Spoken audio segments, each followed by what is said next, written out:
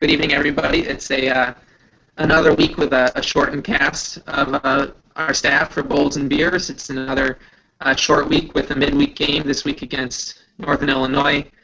Before we get to that, we're going to talk the win over Kent State, 18-17. Come from behind. Nice come from behind. I've got the reins of the controls this week because, as you can see, Tim is kind of with us, kind of not. But I do want to give Tim. I like his opening rants, his opening monologues. So I wanted to make sure he got that in, and then I hope that he'll drive the conversation because I'm not so good at that. Okay, and thanks, Matt. And as you can see, everyone, I've never looked so good. But that going to my opening rant, I mean, obviously I tweeted something out earlier this week. This is now 4 games in 18 days. I was sick of Maction as a catchphrase just because I think it's dumb and it's played out and it's over. But this turnover for these games is just stupid. It's awful on the athletes. It's awful on the teams. I don't mind a weeknight game or two, but to do 4 in a row with them getting progressively shorter every week is just it's irresponsible by the conference. It's going to lead to injuries. It's going to lead to exhaustion. And it's not right, particularly for the teams that travel. NIU's got to make a long trip to Buffalo for this game. I mean, last week we had to go down to Kent, which isn't a long trip, but you forced us to go to Kent. I mean, they showed us how tricky that can be 2 years ago when they couldn't get up to Buffalo. So that's my initial what I'm cheesed about. I really hope that Matt gets together and doesn't do this to another team again. It shouldn't happen to anybody. 1 short week is bad. 2 short weeks in 3 weeks of games, forget about it. Really, the MAC dropped the ball this year.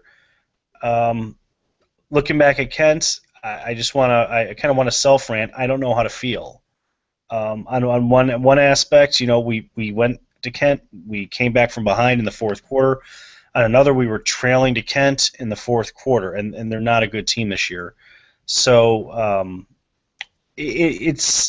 I'm left with this is the kind of game where we didn't win under Jeff Quinn. No way we're down 2 scores going into the fourth quarter do we pull ourselves up off the mat and win the game. So I'm counting that as a bigger victory than being down going into the fourth quarter.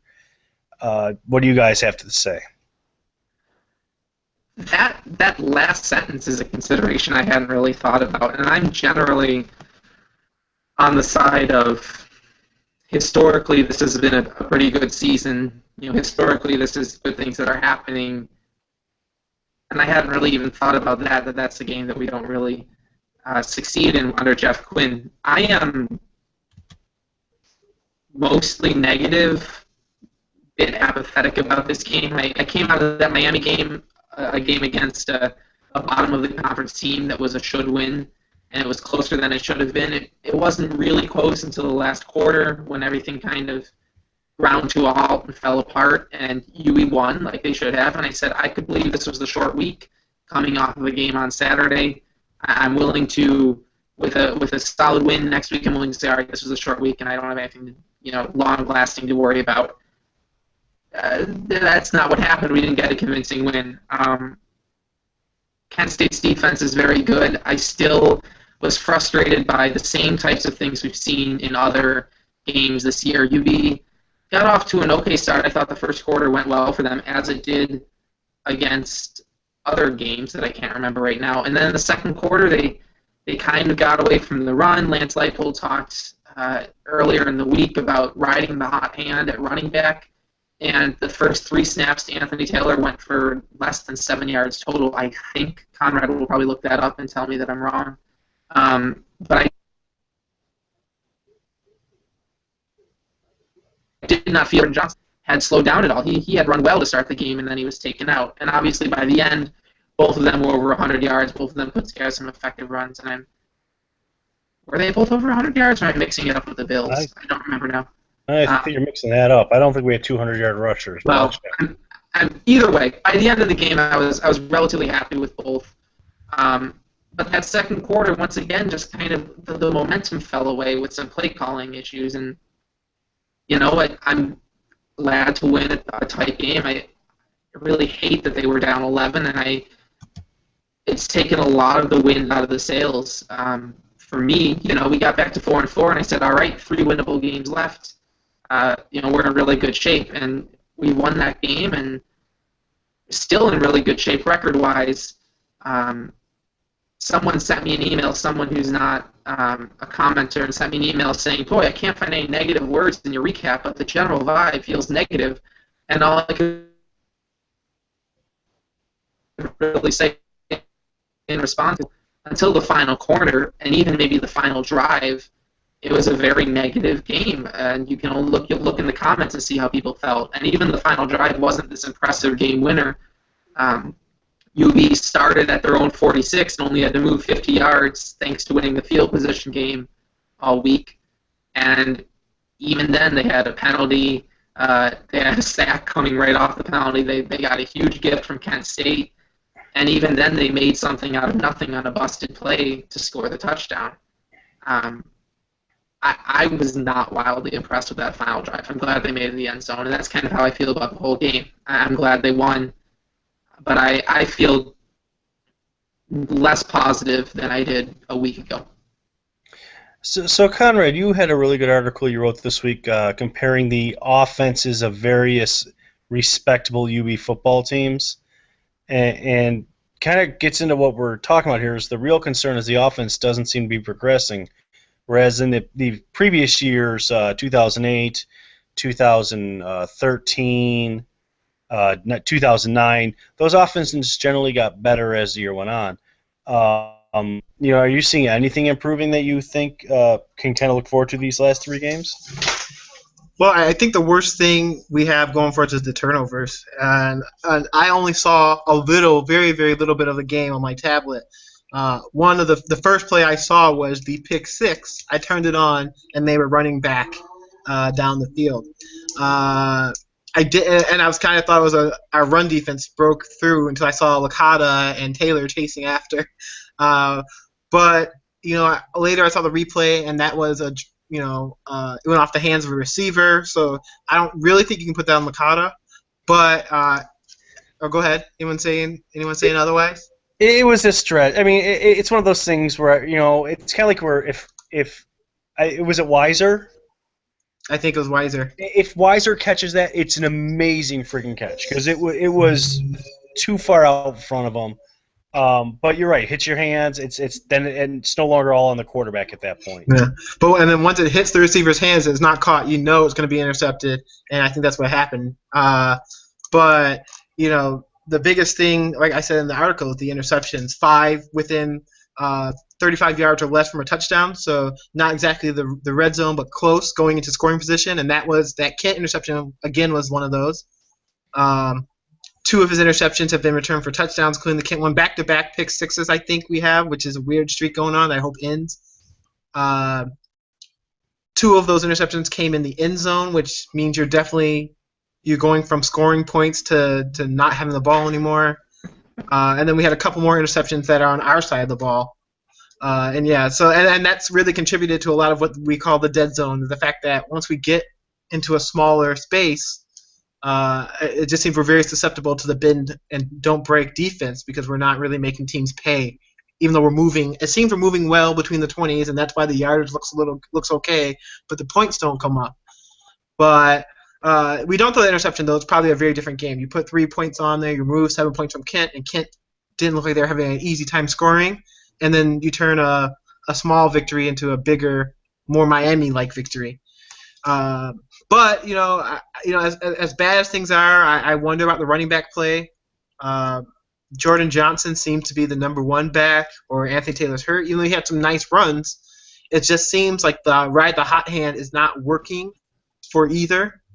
We're used to seeing a back kind of get in the groove and explode, and when they're both running, I don't see that explosive knockout run, that's 30, 40-yard run. We saw it in Ohio when Jordan Johnson was getting all the carries, but now we're not seeing it when they're both in at the same time. And the only other thing I was going to talk about was, although we got those close wins and we're not comfortable with them, it does a win's a win. And you look at 2007, the 5-win team, and we lost late in a 3-point game at Miami. And then we lost by 14 to Bowling Green. That were the 2 losses that put us out of bowl contention. And in 2009, we lost a 1-point game to Bowling Green where we let in that last-second touchdown. We lost a 3-point game to Ohio and a 3-point game to Western Michigan in overtime. Those 3 games put us out of bowl contention. So the fact that we're kind of the team that is winning those close games, and you can throw in 2014, the 6-point loss to Central Michigan. Those games where no one really looks good, but we don't get the win, and I think that's kind of been what we've done outside of 2008 and 2013 to be the team that gets that win this year. That's progress, and that's kind of a sign, I think, of getting a guy who was a head coach who, if it's not working, just win. Just win we would love it to be pretty, but if we can just win, eventually we'll get pretty. So, and I mean, we always talked about no one's going to go back outside of this chat room and this website. No one's going to go back and look at the box score and say, oh, that Miami game wasn't really a good win. We're going to look back and say, oh, we were 6-6, we were 7-5, we were 8-4, and that's going to be the important thing. So we just got to keep winning. Yeah, there's been a lot of chatter about does a 6-6 UB team make a bowl, and I think we've all talked about the math. It's pretty obvious every 6-6 team with only one FCS game or less is going bowling this year. I'd be very surprised otherwise. But Matt, is a win a win? I was laughing at myself as Conrad was talking because there was the days in the early period of Matt as a member of the Bull Run staff where I'd get on these videos and I'd say a bunch of stuff, and Conrad would go next and refute everything I said, and then I'd have to come back on and say, yeah, I agree with that. I'm not quite going there this time. I still maintain that I'm disappointed with the way the last 2 weeks have gone, but this concept of a win's a win is true. I agree with that. Lance Leipold is the first UB head coach to win 5 wins in a season since Bob Deming in the 60s. Only 2 coaches have won more than 6.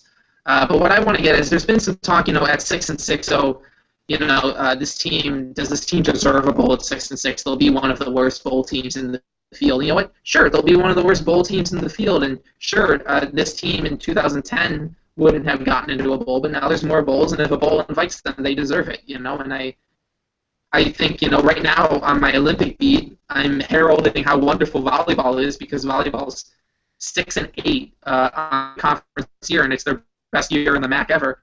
Never mind, they started 1-11, 1-12. They're tying last year, they're tying a couple years prior for their best year in the MAC ever, and that's a sign of progress. And like Conrad said, these are wins that we didn't get. I think you're going to see some conversation on the site trend towards, this team doesn't really deserve a bowl, or they're not a good bowl team, and I don't really care. The fact of the matter is they take care of business in this stretch run, and they are a bowl team. It's not their fault that someone wants to invite them, so I can't end that gracefully, but I'm done talking. So the only other thing I'm going to ask about the Kent game before we move on to players of the game, I generally try to stay away from specific play calling questions because I'm not a coach, I'm not in the field, I don't know what they're thinking. But did anyone else want to rip their hair out when we tried that direct snap to Jordan Johnson option on 3rd and 1? This was right after this. We converted 2 fourth-down drives by just having Willie plow down the field behind the lineman. 3rd and 1, we turned into a 4th and 3 by trying to get fancy. Was I the only one scratching my head, or someone tell me I'm wrong? I'm getting very concerned about cute play calling, something I thought Quinn was guilty of all the time. I think 9 out of 10 times I'm happy with Leipold's decision making. I think Quinn on 3rd and 1 would have gone for the touchdown deep pass. Mm-hmm. That was the problem, and that's a lot of our the jump pass to Mason Schreck. No, I mean that was a good play. I think that was a drop, right? We scored one time. It was a drop. One time it was a drop, touchdown. and then one time it was a touchdown. Like against African, it was a touchdown, but it was a drop against Army when we just desperately needed a first down. I have no problem with that kind of creativity. The issue I have is, Quinn thought, 3rd and 1, they're going to creep up. We're going to go one-on-one match with Willoughby. but no matter what, when you throw it up deep for 50 yards, your percentage of getting that catch is smaller than the percentage of just doing the sneak with Willie. So I think on that I'm with it.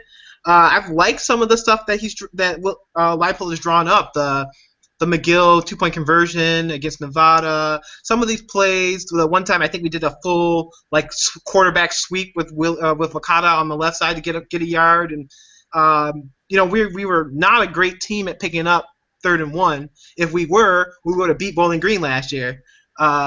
So the fact that we are doing something creative to make the defense think that we're going to do something else than just go up the middle or throw it deep. Really puts them on their toes. And I think we've been a lot better in short yardage offense this year. So I think, in my opinion, it's a case of the 5 or 6 times it works, we applaud, and the one time it doesn't work, we say it's time to stop being cute. But I think that's just one of the one times it didn't work. I think I'm okay with one aspect of our game. I'm okay with that aspect. Okay. That's right. I mean, I liked a lot of the direct snaps they ran. It was a direct snap read option to a running back against a team like Kent, who's so strong up front. It's like, that's not. And I feel like that every time they run a read option with Licata, it's like, we're never going to option. We're always going to give it to the running back. If I'm studying UB, if I'm studying UB to play against them, I'm going to ignore that option every time. Yeah, they might burn you with it one time, but Licata's not going to roll off 60 yards. It's just all right. Let's get ready to put Kent behind us and talk about our players of the game. I'll let Matt go first because I know Matt wrote a brilliant article this week about the guy who he wanted to call. Yeah, I have been so obsessed with Tyler Grassman's game against Kent State that I don't even need the article up to talk about everything I want to say. We're at the point where I just will be able to rattle off this game from memory forever, which is embarrassing. But it is kind of sad, but keep going. It is what it is. I went down a rabbit hole of trying to remember a specific basketball game from 2006 yesterday. So it is what it is. Tyler Grassman against Kent State. You may not have noticed it. You might have noticed it because I made a big deal of it for last week. But he had, what I think is bar none the best punting day in the history of the school against Kent State. To some extent, you benefit from his offense winning a couple first downs so he could get his punts into the red zone. But Grassman had 8 punts, 6 of them were down inside the 20. That's the UB record for the FBS era. He's done 5 before once, and only one other person has ever done 5, and that was Peter Farden in the International Bowl, which was the greatest special teams day I've ever seen. But Grassman's done it 5 before once. He's never done 6. Nobody's ever done 6.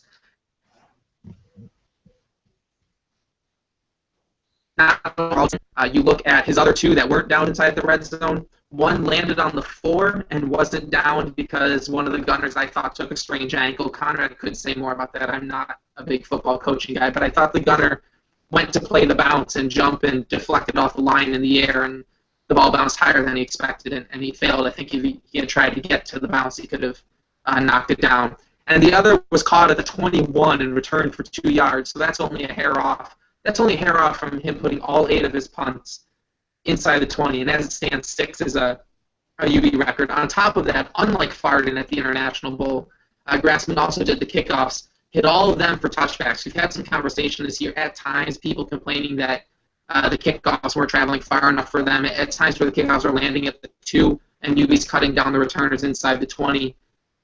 This time there was no doubt. Grassman kicked the ball 12 times this game. Kent had 2 return yards and never started a drive further up than their own 25, and those were all in the touchbacks. Yeah, that was. I'm sorry, man. You froze. I thought you were done. Keep going. That's it. Grassman, they don't win that game without Grassman. Tim, I know when I was talking about doing the article, you looked up kind of some of Kent's drives and what would happen if they had 12 more yards, and it was only 2 of them that you came up with. I think one might have been a field goal and one might have been deeper into the red zone before Damone Harris's interception. But really what I look at is that final drive. UB gets Kent with about 6-7 minutes left down in their own end, forces a punt. Anthony Melchiorre is, for my money, the best punter in the MAC, the best leg in the MAC, and he really had a bad day. On that last punt, he only punted maybe 35 yards, and UB gets the ball at their own 46, and I mentioned that earlier, they only had to go 54 yards. The way that drive went, bailed out by a 20-yard, inside seam route to Weiser, bailed out by pass interference on improvisation from Joe Licata and Weiser. If they had to get 10 more yards in that drive, I don't know if they do it. And that was the product of winning the field position battle all day long. That's a product of Kent never starting a drive further upfield than their own 25. By comparison, UB's average drive start was their own 35, and they had at least 5 drives start in front of their own 40 with less than 60 yards to go towards the end zone. Well, speaking of that last drive, I'm going to put out an homage to Drew here, who gave me the idea for a new short-term tradition of picking a player from the other team to be our player of the game. And I think this week we mail the football down to Wantez McCray for that pass interference call on 4th and 19, which was the difference in the game. It to me at the time looked like one of those unnecessary pass interference calls. Sometimes you see a pass interference and it's kind of like, yeah, what are you going to do? You were beat. The guy was going to catch a ball, but I think if he had just got his head around, he actually probably could have played and defended that without getting the call. But I'm glad he didn't. And thanks for the assist. A virtual game ball will be arriving in Kent for you as soon as the snowstorm's over. Conrad.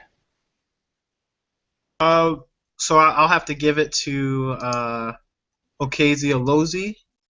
He had 12 tackles, a sack, and he had 4 tackles for a loss. That I didn't do all the research on, but that's pretty substantial. Something Khalil Mack has only done twice in his career at UB. He did it in 2012, the last time we beat Bowling Green, and then in 2013 against Kent State in that debacle game where we only completed like 3 passes, including a Hail Mary. But am I frozen? No, we got you. Okay, no one's moving. So that's a that was very impressive. I think you got to go defense in a game like this where they kept us in, only allowing 10 points. So I mean, there's some other places you could go for. Damone Harris, his interception was kind of eclipsed by the fact that we gave it right back afterwards. But I think for a team when you can do something that Khalil Mack has only done twice. That's definitely player of the game material, so it's going to be Okazi Alozi. Yeah, that Damone Harris interception, that was pretty. He got up there for a big guy. I just, it reminded me of something you would see Mac do, where it's like you think the pass is going to be over his head, and all of a sudden he's running the other way with it. So it's nice to know we got that athleticism there. Even before he jumped up in the air like that, he shed that blocker. That was vintage Khalil Mack, shedding the blocker to the ground, stepping around him to free his feet, and then getting up in the air. And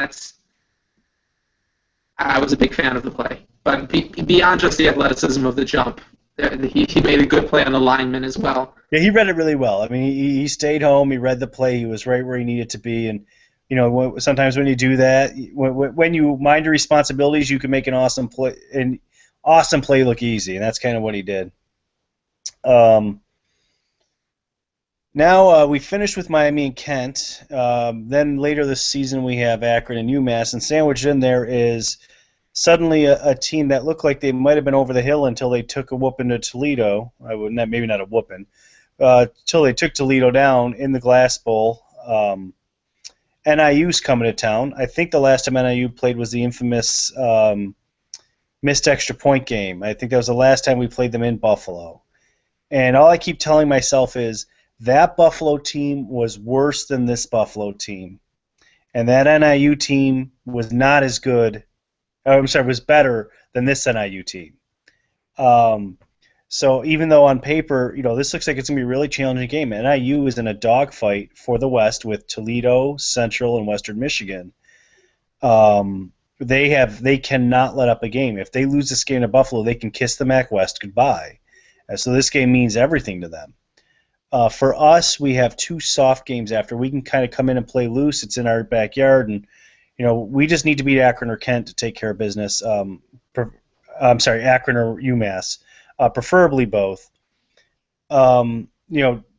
do you think UB stays in this one? Do you think UB has a shot at this game, or is this the game where our defense is going to keep us in it, or is this game where our offense is finally going to wake up? What do you think, Matt? I think this is a game where our defense can keep us in it. I have already seen one NIU game this year where an all-defense, no-offense teams, even more extremes than Buffalo, has held them close to manage to pull it out. And now Boston College's defense is far superior to Buffalo's, but it's built on a similar system. It's got some linebackers who hit hard and get into the backfield. It's got one or two real solid corners, and it's got a line that is working with a lot of youngsters this year. And Boston College was able, they completely took away Northern Illinois on the run, strung them out outside and forced Drew Hare to try and throw the ball 65-70% of the time, and Drew Hare couldn't do it. I guess now Drew Hare's out for the season, if I remember correctly. I think Tommy Lee Lewis might be back for NIU, but I should also mention that Drew Hare's out for the season. He got hurt against Toledo, and Tommy Lee Lewis, their top wide receiver, also got injured. Last I saw, he was questionable to probable for Buffalo with what they thought was a sprained knee. A defense that is solid against the run and stays disciplined in their gaps against the run, against Joel, don't know how to pronounce his name, Bougagnon, Bougagnon, can beat Northern Illinois, or at least keep it close enough for the offense. On that side, I'm much more concerned. Boston College is a team completely without a quarterback. That's really all run, and I think they still had their top running back before Northern Illinois ended. Against NIU's defense, the real big name to know is cornerback Sean Lurie. He, knock on wood, might be a better cornerback than Boise Ross. He can completely take away half of a field, and he was able to do it against teams with better passing offenses than ours. I don't know how he did against Toledo because I didn't watch that game, but he really performed well against Ohio State. He scored Northern Illinois' only touchdown on a pick six against Boston College. I'm trying to think of where else I've seen him. Deep into the season, he led the country in interceptions. He may still, if Boise Ross doesn't still lead the country in pass breakups, passes defended, Lurie's up there. If Boise Ross does still lead the country, Lurie's up there. So I think UB's defense can keep them in it. I think that Northern Illinois' defense can win it. What do you think, Conrad? Do you think UB has a snowball's chance here? I mean, other than anything more than the any given Wednesday chance a win in this game?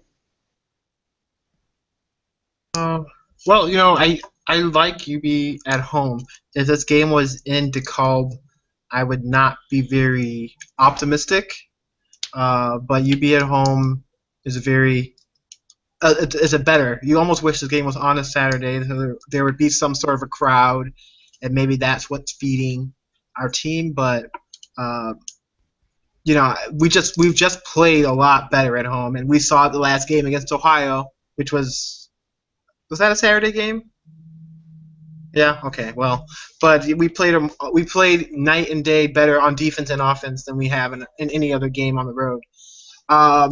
When I see NIU, well, you kind of have to throw some of it out of the window since they have the injuries they have.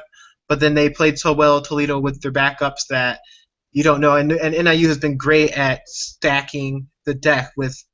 That's why they've been good for 6 or 7 years. They've just reloaded with players and players and players. So that's I don't know really what to expect, but I do expect whoever's in there to be good. What I keep looking for is how did Central Michigan beat us so badly? Central Michigan has the worst rushing offense in the conference, and I think they kind of just picked us apart on the pass, and I think that might be a good way of approaching it. But then Ohio, I think, tried to come out and play the running back at linebacker and pick us apart with the passing game, and it didn't work out so well for them. So I'm trying to figure out. It's really hard to figure out why we're so inconsistent. But NIU is about the same level at Central Michigan in yards per attempt. So Central Michigan 7.9 yards per attempt, NIU is 7.8 yards per attempt. So that kind of gives me a little bit of worry that they can get 8 yards every time they drop back and just march down the field and score the way Central Michigan did. I think NIU's attack is a little bit more lateral than CMU's, and I think that actually is good for us because other than we've been bad against the deep ball and we've been kind of bad against the intermediate stuff, but I think the screen game we've been pretty good against. And that's why I think Bowling Green had a bad time against us compared to any other team. Is we've done a good job of we tackle better than the Buffalo Bills do on those short plays. So we do a good job of going there and getting around the football and making the tackle. I think that's probably going to be key against NIU. They have a lot of small guys, fast guys who, if you don't tackle them on that first try, you're not going to get a second. So I think it's just going to be really interesting. I do think NIU might also be looking past us. They got WMU next week.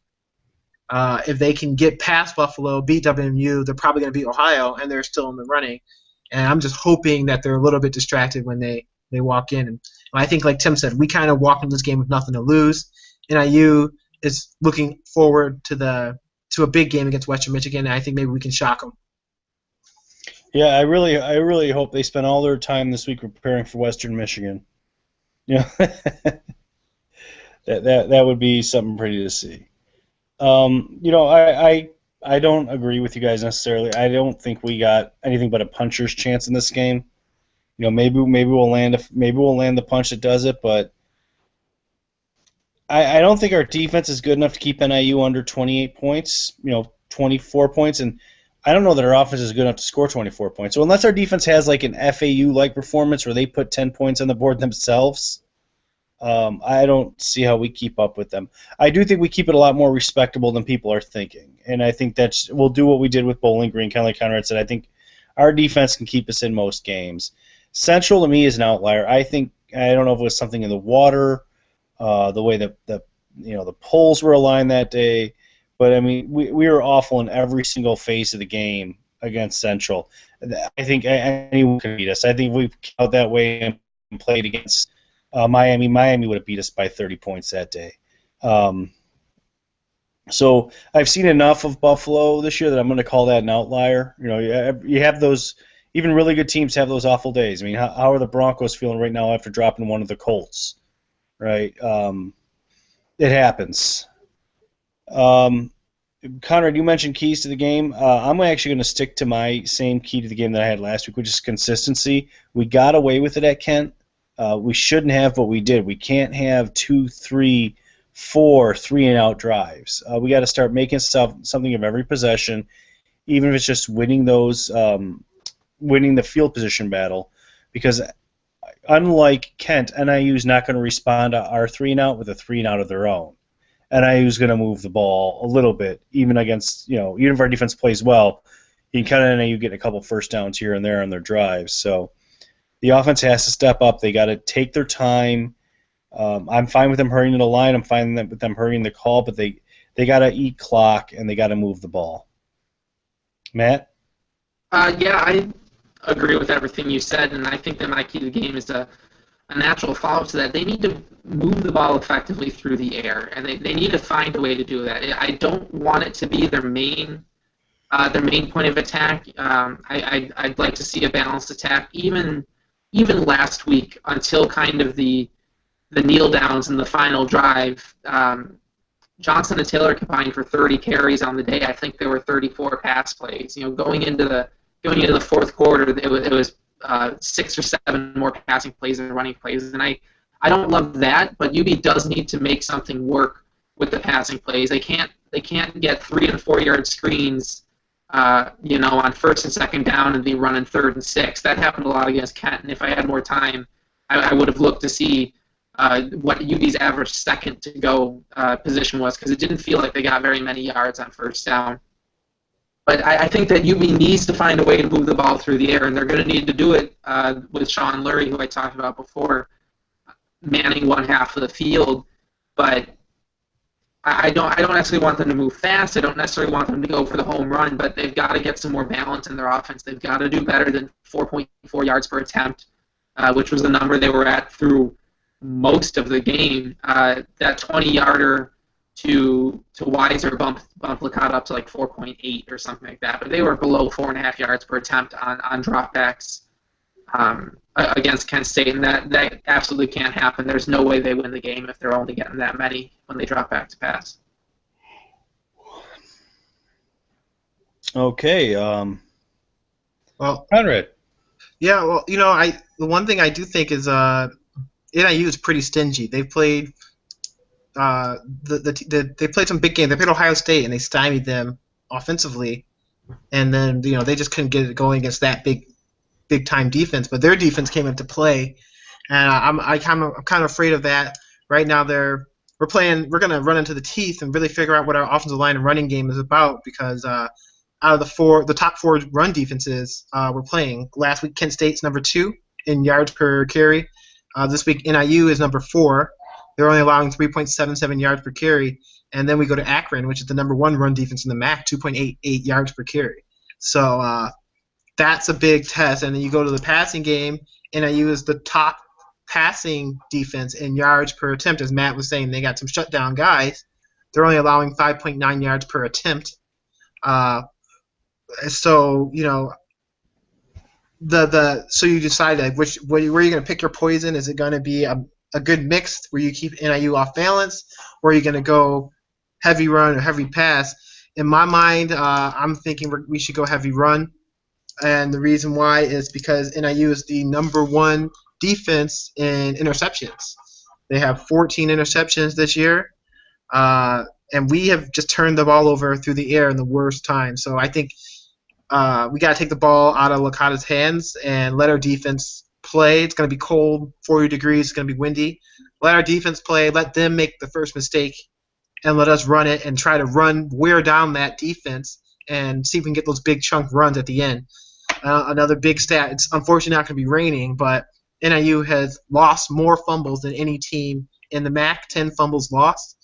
Let me see if who's recovered more fumbles than anyone else. Well, we've only recovered 5, which is weird because it feels like we covered 5 against FAU alone. But I think if we can get around the ball, force some fumbles, win that turnover margin, that's going to be big. But I really think we got to play the opposite of CMU. We're gonna try to play a classic Jeff Quinn game where we grind out the ball on the ground and just hope the ball bounces to us and not give them any easy, free opportunities to score.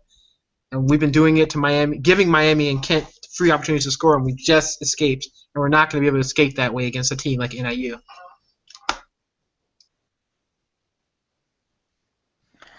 Okay.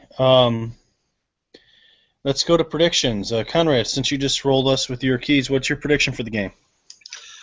So interestingly enough, we're 1-8 against NIU all time. We beat them the first time, back in probably like the Doc Urich days, and then we've lost to them every time since. Very interesting is we have not in the last 8 games held them to under 31 points. They've scored 43, 45, 73, 40, 31, 45, 31, 45. I like the way that pattern's going. I think we're gonna, we held Bowling Green to 28, so I think we can hold NIU. I think we're gonna hold them to 24. They're not gonna get that 31 again. So then the question comes: can we score 24 points or more? And I'm skeptical, but give me a late fumble, touchdown return, and then a late Jordan Johnson run, and will give us 28 points, 28-24 UB victory. And then I think we're going to somehow lose to Akron after that. So, fun. Oh, setting up for that UMass game to be real meaningful. I don't, like I said, don't have the optimism. I see 31 for NIU, and I see 13 for Buffalo. Unless our defense has one of those days where they, have a pick six or get a couple safeties or something, I just think NIU's defense is more than enough to smother us and win the field position battle. and eventually those bend but don't break defenses don't do too well once the other team's getting the ball at the 50-yard line. Matt, what do you think is going to happen? Yeah, I said at the top of kind of the NIU stuff, I think our defense can keep us in it. I think NIU's defense can win it, and I think the field position is how that happens. I've got NIU 31, UB 17. I think that includes a late touchdown by NIU off a short field. So you think late UB is only down 7? Yeah. I think UB in the fourth quarter will only be down 7. I think it could play out emotionally really similar to how Penn State did.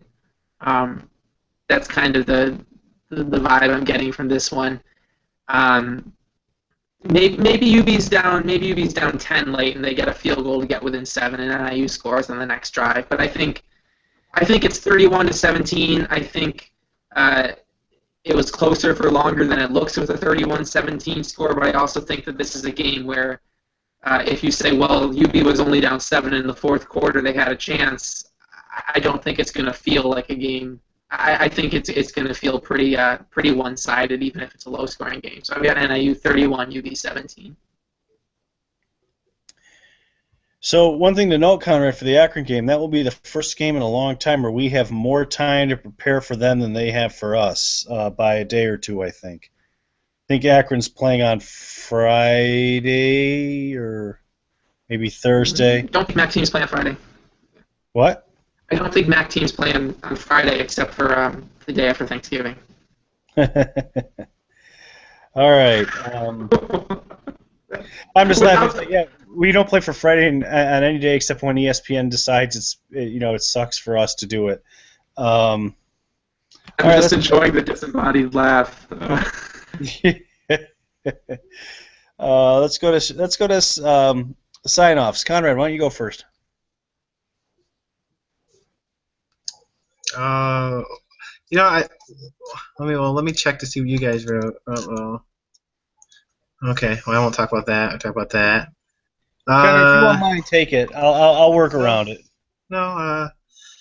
Well, I'm gonna see what's going on. Why don't you just come back to me? Matt. I got two things. One, I do this sometimes. My first shout out is to me. There was a lot of talk after this men's basketball exhibition game. C.J. Massenberg scored 28 points. You'll find it in a lot of places that he's UB's first ever player from Texas. The first place to tell you that C.J. Massenberg was UB's first ever player from Texas was me and UBBullRun.com. Once again, we got it first, and then something happens and everyone finds it. So just remember that. The other thing I want to say is a shout out to Kent State's marching band. I really enjoy hearing the pep bands over the radio broadcasts of basketball, and ESPN3 does a good job of picking up the marching bands on football. In college, I was in a handball choir with the woman who did all the marching band arrangements at BC, and she went on to do, for the last couple of years, she's been in charge of Texas Longhorns marching band, and I kind of seen what goes into arrangements, and it's hard to find stuff that works for the short amount of time you have, and it's hard to get something that fits the instrumentation you have, and to get something that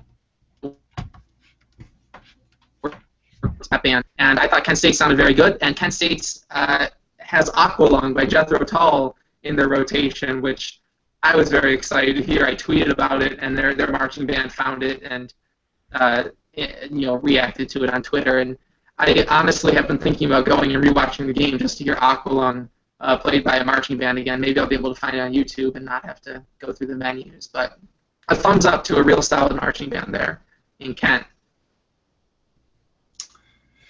All right, I'll go next. I'm gonna go with Mizzou football. I don't want to get involved in the specifics of everything going on in Missouri. It's crappy all around. Administration screwed up a lot of things. But no matter where you fall, the players put their scholarships and their butts on the line for something that they believed in. They took a risk, and they stood up for it. And they got something done with that, and that took a lot of guts on their parts because those scholarships mean a lot to those guys. They suffer a lot for it, they work a lot for it, and I'm just really impressed by how they handled that. That was very well handled by the football team and the coaching staff for coming out and supporting them. Whether or not you thought it was a foregone conclusion that would lead to them getting what they were asking for or not, it doesn't matter. It was still a risk. Good on them for taking it. Conrad? I'll do a shout out to UB's women's soccer team. They didn't win this year. They made it to the MAC semifinals, but I think a good thing is that the team that beat them won the whole thing, Western Michigan, and I think that's a pretty good sign of progress for our whole university. We're not going to win it every time, but it's cool that we're actually getting to the point where we expect to win, and then it's also good that if we're losing, we're not the basketball team losing to like Miami in the campus sites round. We're losing in the semis or the finals. We're kind of the team to go through if you want to get there. And you're seeing it in basketball the last couple of years. You're seeing it, and now you're starting to see it in women's soccer. You're seeing it in football. Bowling Green. We've been the biggest challenger to Bowling Green. I think I put the stats up about the point differentials between Bowling Green and every other team in the MAC East, and they're all between 50 and 100, and ours is 8. But I think it's just a sign of progress across the board that we're getting better, and we're no longer the across the board MAC doormat. We're kind of across the board a good force to be reckoned with in the MAC, and they've had a great year as queens of the conference, and they came back and represented well and fought hard at the end of the season and came close, but I think if it keeps up, the championship will either be in Buffalo or keep coming through Buffalo for the next couple of years, as long as we keep Coach Burke. The Burke? Yes. Yeah. Make sure. I was trying just to nod without having to jump. I've been paying a little bit of attention during Matt's Olympic rants, so Coach Burke and did a great job in this. I think it's a good foundation, and hopefully, they get it back next year. Well, and that's something that White has articulated several times is he really wants these teams to be in the top, third or top quarter of the conference every year. You don't worry about winning conference championships, but if you get all your teams in the top quarter year after year, you're going to start seeing them pile in. We saw 3 of them last year. We may not see 3 this year, but men's soccer, women's soccer getting to the top, getting to the playoffs, volleyball getting to the playoffs, football well positioned for a bowl game. It's top to bottom, everyone's doing better, and that's a great shout out, Conrad. I'm going to say this for the first time, I think since last year's championship game, I actually watched a women's soccer game, it takes a lot to get me to tune in to watch one of those. I'm not normally a soccer fan, but good on that team. And hopefully next week we'll be back feeling really good about having a bowl team after a big upset of NIU. Tune in next week for Conrad, Matt, and myself. Talk to you next week.